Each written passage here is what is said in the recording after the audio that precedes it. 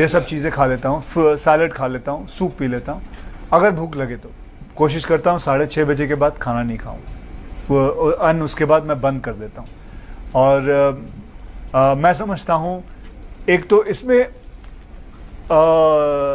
Late night के अंदर जो आप अपने शरीर को जितनी तकलीफ पहुंचाते हो उससे ज़्यादा तकलीफ कभी नहीं हो सकती। बिकॉज रात को जब आप 10 बजे 11 बजे खाना खा के सो जाते हो